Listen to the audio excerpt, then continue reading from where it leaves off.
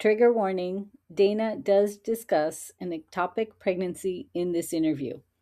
If this will be an issue for you, please skip this episode and come back for the next video.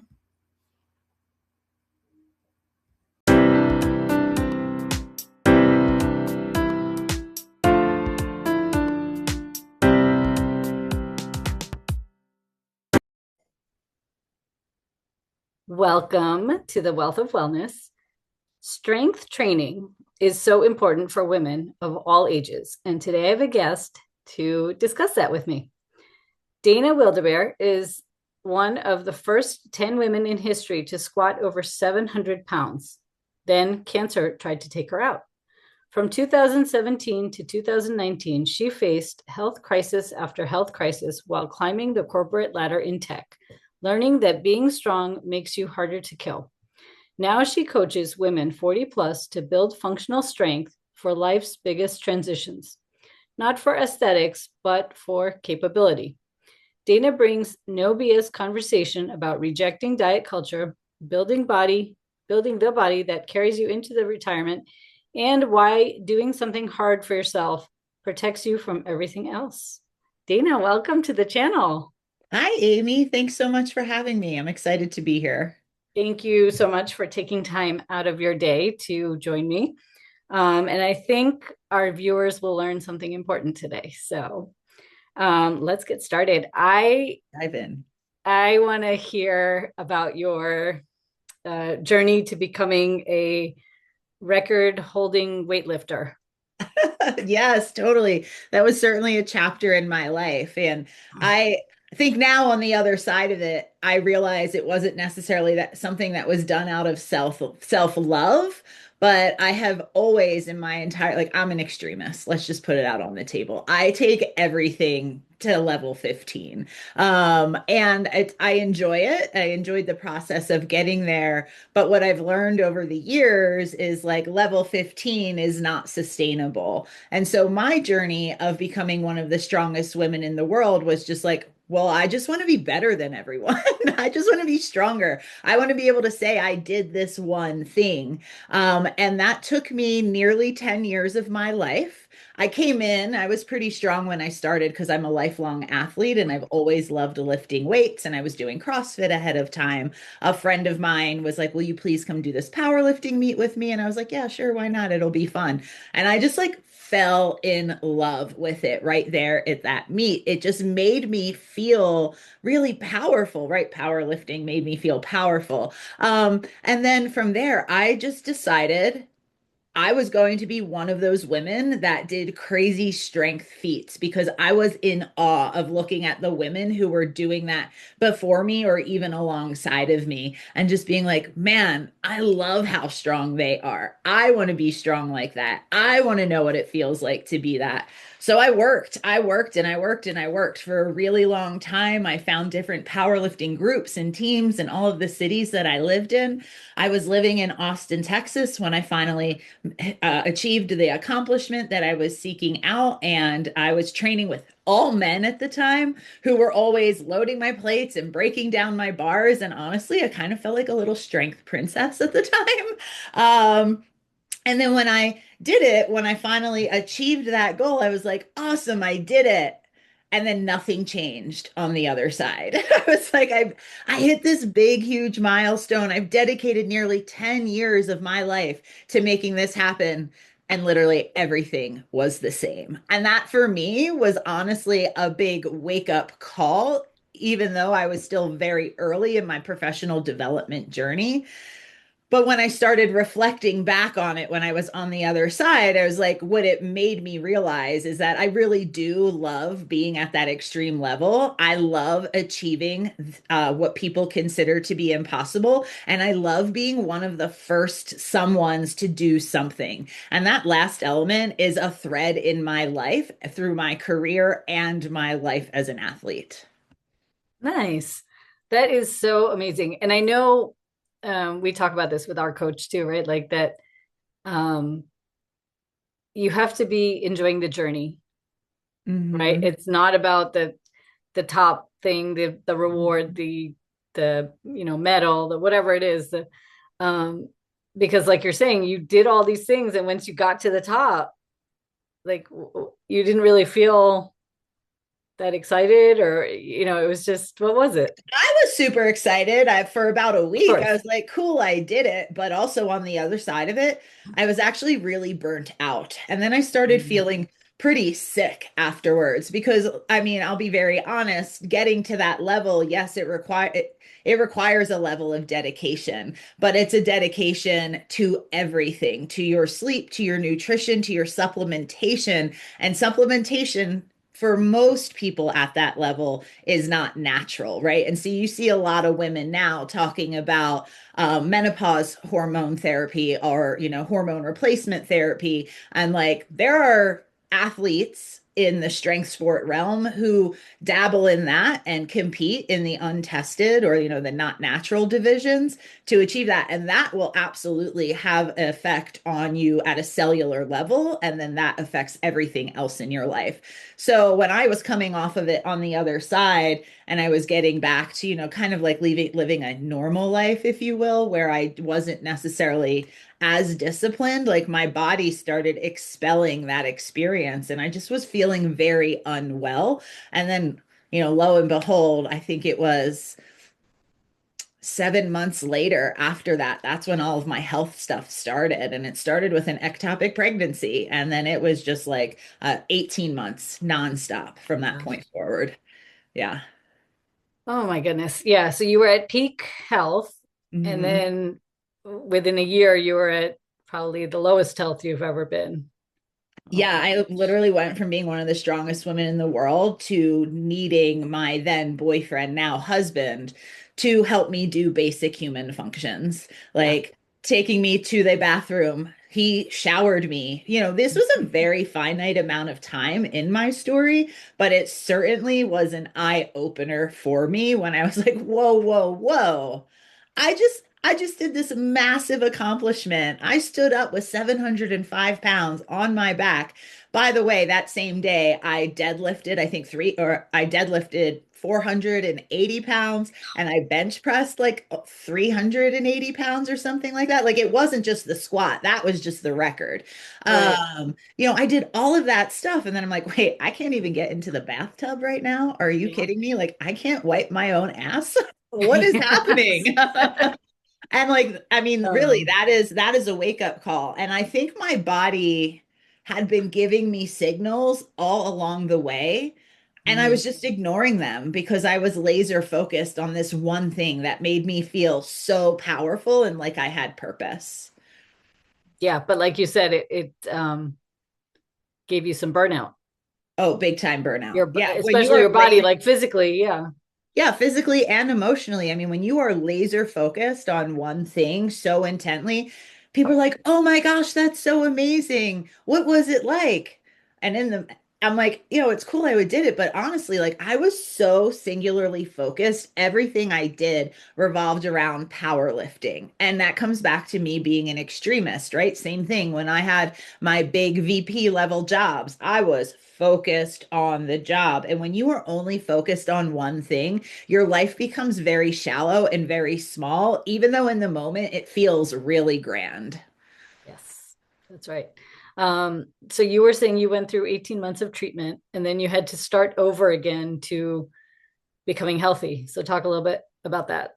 Yeah, so my health journey started with an ectopic pregnancy. I was driving with a family member cross country, and I had literally the day before we left just found out I was pregnant, and we decided like we are going to have a baby. This is going to be wonderful. I called some of my closest friends and family, like the people you tell when the biggest things happen in life, right? And let them know. So there's like maybe four people, five people that knew about it at this point in time. And on this road trip, I started spotting. And then I got really bad cramps. And then we were stopping at a family member's house in Utah. And I was like, okay, I'm really bleeding. And they just found out I'm pregnant. So they were like, let's go to the ER. And thankfully, because of my family member, because I was like, no, it'll be fine. I'm not listening to my body. It'll be fine. And so thankfully, because of her, we did go to the ER, we did get it checked out and found out that it was an ectopic pregnancy. And then Within, I'd say 12 hours, I was having surgery. And within 18 hours, I was out of the hospital being like, I don't know what just happened, but I didn't change anything after that. I took some time to recover. Everyone was like, yeah, you'll be fine. Give it like 2 weeks. No one, part of me is like, didn't I know better? But it doesn't matter if I knew better or not because the actions I took were not in alignment with knowing better. It was like they said 2 weeks. After 2 weeks, I'm going back hardcore. And that resulted in a hernia. And then the hernia they fixed wasn't the hernia I actually went in for. I actually had another hernia that needed to be repaired, apparently. And they only found the one. They didn't find the one I Mm. went in for. So then I had to have a second hernia repair. So that was between July and December of 2017. And then I started, 2018 comes around and I started having really bad abdominal cramps. And I just figured it was because I had these hernia surgeries. I've got mesh in my stomach. Things aren't going to pull around the right way. There is a risk of like your organs sticking to the mesh, and some damage happening that way. And I've October 2028, I just had my regular women's annual exam and I told my doctor about it. And she was like, well, since this has been happening for a few months, let's just get an ultrasound. And the next day, just happened to have an appointment for me first thing in the morning to get the ultrasound. And I mean, this is where I start to see like the universe lining up in my favor. So I find out at like 3 o'clock, they're going to send me for this ultrasound. I go to check out. They're like, oh, we can see you at 7:30 the next morning. And I'm like, okay, cool. I'm on the table the following morning getting this abdominal ultrasound done, and the tech asks me, so the pain's on the right side? And when I tell you, and she was examining the left side of my flank, and I was tell you, like, my heart dropped into my stomach. I was like, oh my gosh, something is going on. The next day, 7:30 a.m., before the office even opens, my doctor calls me back and she says, okay, we found something and now we have to send you for a CAT scan. And they booked the CAT scan that day, I think within 3 hours. And so within 5 hours of that call to getting my CAT scan, I remember sitting in a like just small little deli with my boyfriend and a friend who was very supportive and there for me at the time.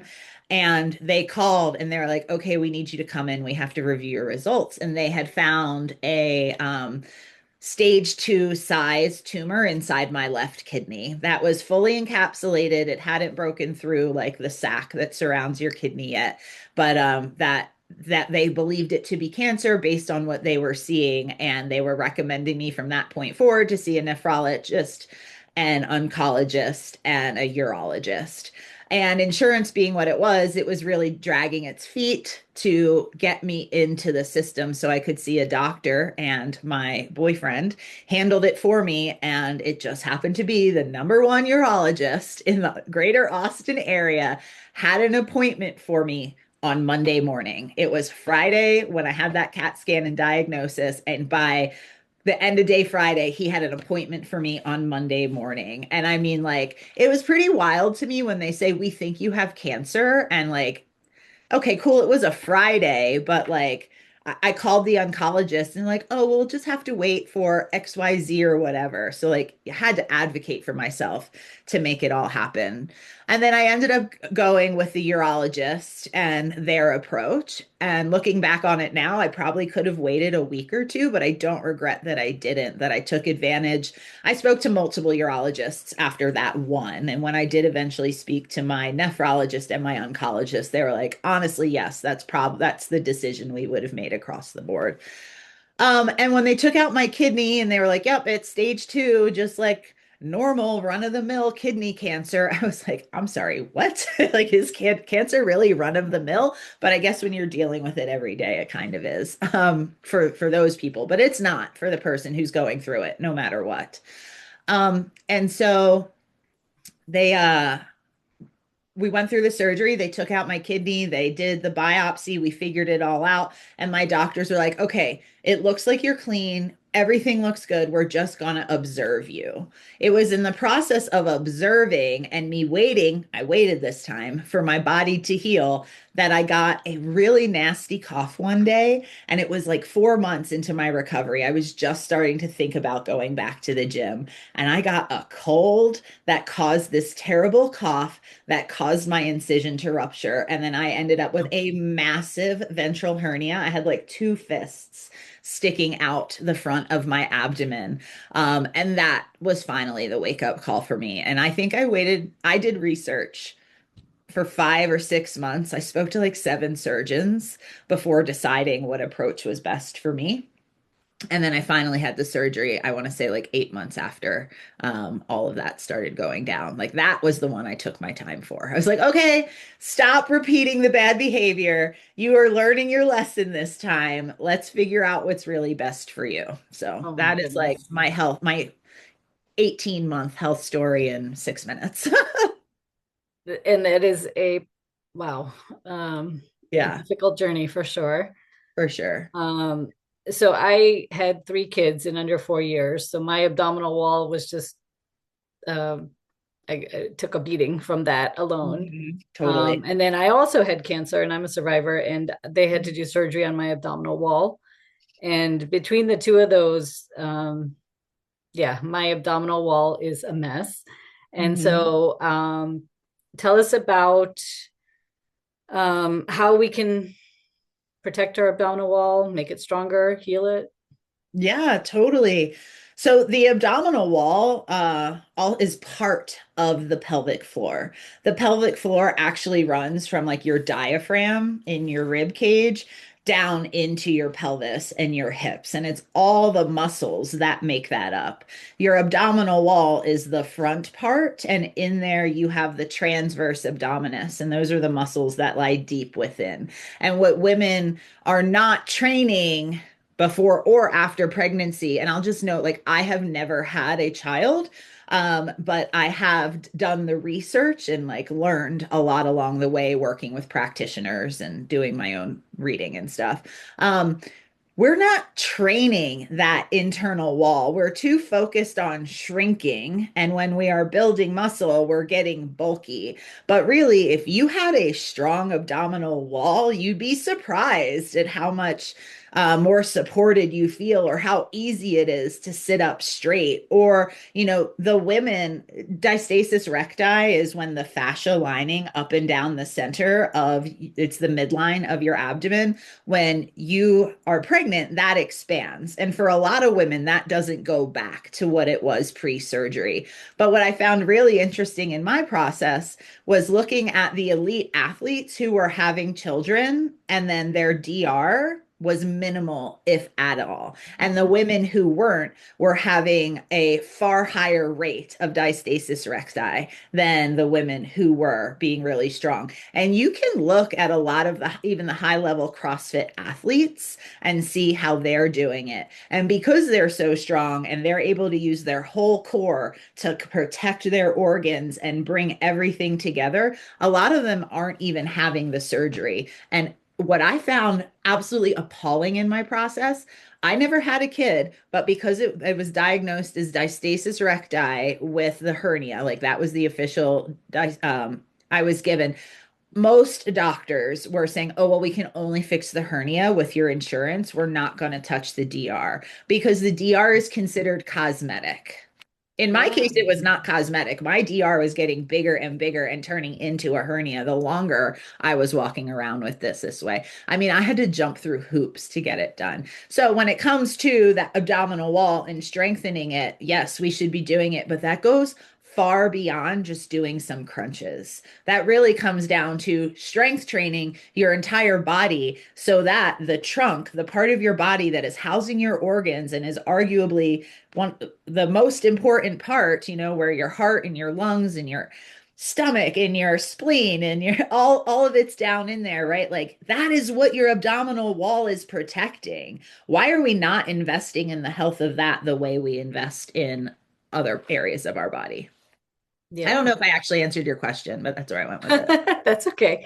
So tell us how we can strengthen our abdominal wall. Like for the mom who's had some kids, because most of my audience is moms, but even if not, I mean, there you just showed that doesn't have to be a mom. But if we have an abdominal wall that's very weak, what are the first things that we can do to start? Yeah, I think the first thing to do for start is getting very intentional with our posture and practicing that transverse abdominal contracting.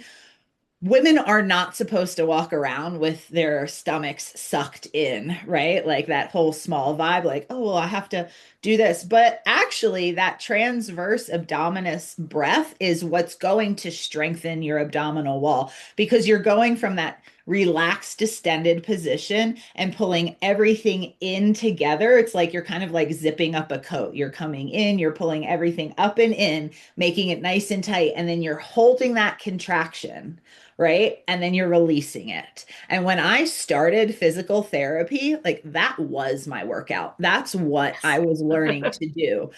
When I was lifting at my peak, I would use a belt to brace against, as they would say. You would breathe in and then push out against this belt because that's how you protected your spine.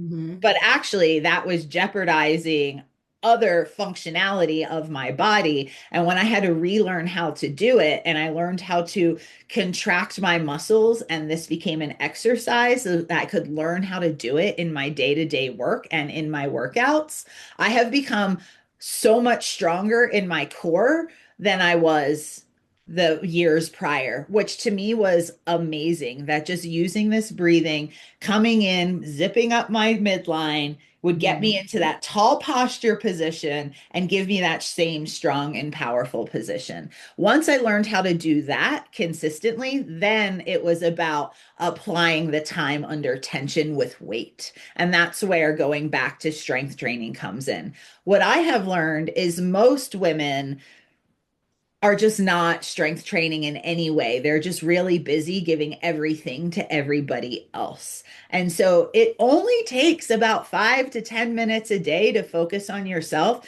to start building that muscle and that muscle memory. So then, if you want to go squat heavy under a barbell, you're already light years ahead of where other people are. And I work with my clients now who are all women over 40 very intentionally on how they are breathing. Are we doing the transverse abdominis support work correctly? And then from there, we can progress. Yeah. And I know we were talking before this recording too that um, you have to start before there's any issues, right? When you're young and healthy. So, Mhm. talk about the benefits of strength training for all women, young to old. Yeah, so the benefits of strength training for all women are really, when we're young and we have the hormones, like the bone density and the muscle growth, that comes really naturally. But the fact of the matter is every woman is going to enter the perimenopause phase and become menopausal. You're going to enter menopause. Dr. Stacy Sims has defined menopause as like the singular day that is 1 year after your last period, which usually happens in the early to mid 50s for a woman. And menopause is like a birthday because now all that hormonal chaos is done. But what's happening during that hormonal chaos includes loss of your bone density, loss of your muscle mass, increased visceral fat, which is like that belly pooch that you're like, I never had that. How's that happening? That's the fat on the inside of the body, right? That's starting to build up around your organs. Strength training, building physical muscle helps you in so many ways, including cognitive function, your stability, reducing your risk of fall and injury as you age. Mhm. And then, it's also a cognitive muscle. Your muscle talks to your brain. Those hormones, those proteins, the mitokines, they talk to each other 100% of the time. So the more muscle that you have, the stronger you will be as you enter this shift into in your some women as early as their mid 30s. I'm in my mid 40s and I'm a few years into it now. And I can say without a doubt that if I did not have the muscle mass that I have, I think my perimenopause experience would be far worse, because I see what's happening to my friends and peers who do not have that structural foundation. And I mean, like, the amount of knee surgeries they're having. And these are not athletic women. And I'm just like, oh, with all the research I'm reading, I'm like, oh, this makes total sense. You don't have the hormones to keep the elasticity in the in the muscle. Your everything, your tendons is drying out more than they normally are. So things are becoming weak and brittle. And that's just what happens to the body as we age. But having the muscle underneath there slows that down like Yes. exponentially. Yes, totally agree with that. So I love that the younger women need to build muscle for, like you said, to the pregnancy to prevent the diastasis recti. And for the older women, yes, you lose your bone density, you lose your muscle mass. There's risk of injury. So strength training is important all around. And I'll give you my story. I never did any strength training. um, I mean, you're and not I alone, learned, don't worry. yes, I learned about, these things in my 40s. And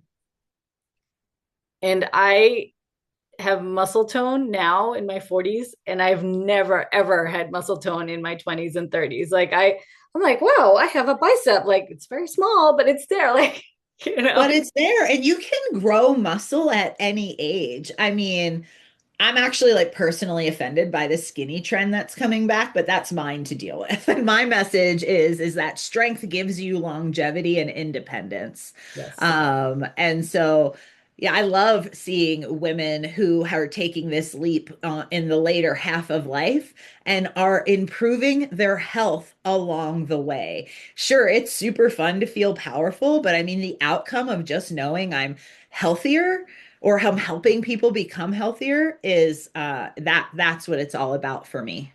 Yeah. And I know you are lifting, hundreds of pounds, or you were. When I had my surgery for breast cancer, apparently my arms were in a position for the surgery where my shoulders got stiff, and I Ooh. couldn't even, raise my hands Did you over my get head. lap shoulder? Yeah. So I had, Ooh. I did the physical therapy, I did everything. I started with nothing, then resistance band, like very light. Yeah. And I started with 2 and 3 pounds. Good. Probably sounds minuscule to you, but and then I have a fitness coach now that I, was going to her classes and this and that. And she pushed me a little bit. She's like, try the 5, just try it. And I Good. was able to do it like one hand at a time. I couldn't even do both together. Fine. And then she pushed me to do 7. And now I'm working on my 8s, and I'm like eyeing the 10s, but I'm still like trying 2 arms with the 8s. So for me, those weights seem huge. And I'm sure for you, they seem so little, but this is a message to all the women that it doesn't matter what the weight is, right? Just start lifting, even if it's 1 pound or 2 pounds or whatever it is, Yeah. because you'll grow from there. Oh, 100%. Your muscle grows, right? We fuel it, we recover it, we rest it. Your muscle grows at any age. And some new research that has come out, which is really exciting, is that for women who do not have the estrogen, and so your little estrogen receptors are just drying up, when you are lifting at whatever lifting heavy means for you, that is different for everybody. There are 44-year-olds that lift way heavier than I do, and those who are lifting lighter. But I've also used 2 pound weights many, many a Yes. times, right? Um, so those individuals, the receptors, the research is showing that, sorry, I just need a break here. The research is showing that as your receptors are shrinking by lifting weights, you are essentially like tricking your central nervous system into thinking it's getting what it needs from the hormones so that your muscles grow. So you still end up with that like excited feeling on the other side of your workout because you have tricked your body into thinking it has what it needs. All you did was do some time under tension. And that looks different for every woman. Some women that might be, I just need to learn how to body weight squat, like really learn how to body weight squat. Some women might be like, I can pick up a 50-pound bag of rice, but I can only do it once. Right? Yeah. Like, hey, we've got a 50-pound bag of rice in our pantry. I'm not Yeah. going to Or my lie to kids, you. my Yeah, 30, 40 pound kids exactly. when they were little. Yeah. Yeah. But it looks different for everybody. And so we just start where we're at and we build from there. None of my clients are my training partners. that wouldn't be fair of me to expect that of them, right? But all of my clients have progressed from 2.5s to 10s at this point, or they have gone from needing to box squat or chair squat, where you're literally just sitting in a chair that's below parallel and standing back up, to be able to doing that freestanding. Some of them are doing it with weights now. You just need the time under tension to build the muscle. You don't need the biggest, heaviest weights. If that's where you want to go, 100% you can get there. But to live a productive, effective, everyday life, you need to know you can keep up with your kids, you can get the grocery in, you can lift your luggage up over your head. That's what Yes. we're looking to Yep. accomplish, And right? you don't fall over, right? When, Yeah, yeah. you don't fall over with a stiff breeze. Like literally Yeah. my nightmare. Yeah. No, I am a big proponent of exercising now to prevent injury later. And one of the biggest injuries that women have, postmenopausal women, is a fracture, either of the hip or the spine, right? So, Hip, spine, or um, like a femur, yeah, right? So which is your leg. And honestly, the women who do that, I believe your mortality increases upwards of yes. 50%. Oh, yeah. Like that's how drastic it becomes. Yeah. That's intense. Like that should be a wake up call for every woman, no matter what their age is. Yeah. And I love my cardio. I love my yoga. I love spinning. All of that plays a role in my life. But if I had to narrow it down to one thing that is going to help women live their longest, healthiest, most capable lives, it is spending 2 to 3 days a week lifting. And you don't even need to do it for more than 30 minutes, right? Like just go, and you want to do what's heavy for you, 5 sets of 5, which is something I've been prescribing to my athletes for a very long time. But again, Dr. Vonda Wright and Dr. Stacy Sims have backed this up, which has been really exciting to hear. I literally was in my car like, yes, when I was listening to them. um, um, just have to go do this time under tension. Let your body do what it needs to do to become strong and resilient. Amazing. And so, Mhm. for women who you've inspired them to start working out, you have a free 7-day movement challenge. So, talk about that. Yes. So most women are very intimidated by going to the gym. And I'm here to tell you that you don't have to go to the gym to get started. We can start in your home 5 to 10 minutes a day just by moving the body you have. And so I have created a 7-day movement challenge that is all focused on basic movements, the squat, the push up, the dead, a push, pull, and a squat, more or less, and different variations of those that you can do in your home at different option levels. Like if you're not doing a full push up, how about we do it to a counter first, right? And each workout starts with a quick 1 minute warm up, and then the actual workout is those body weight movements. Some are designed to get your heart rate up, some are designed to really just feel for you to feel that tension. And then there's a cool down in everyone as well. I ran this over the fall with, I think, 27 women on Instagram. And the biggest piece of feedback I got was I didn't realize how little it took for me to feel a massive impact. Yes. It's the baby steps that Mhm. build consistency, right? It Yes. gets progress, it gives you results. So, But yes. and the confidence that you build in yourself when you start moving your body in ways that feel really uncomfortable, and then you survive it and feel great on the other side. I mean, there's just nothing better in my opinion. Nice. So I will put the link to that challenge in the description box. Mhm. If people want to connect with you, where can they find you? Yeah, Instagram will be the best way to connect with me. I'm just at Dana Wildeboer, and I'll make sure we have that link for the show notes as well. And otherwise, you can reach me at wildefitcoaching at gmail.com. Amazing. So if anybody wants to start on their fitness journey with a real, world champion, get in touch with Dina. Oh, well, thank you. I appreciate it. Yeah, thank you so much for joining me today. I think, I think this is an important topic and it needs to be discussed. And I'm glad you are here and you shared this with my audience today.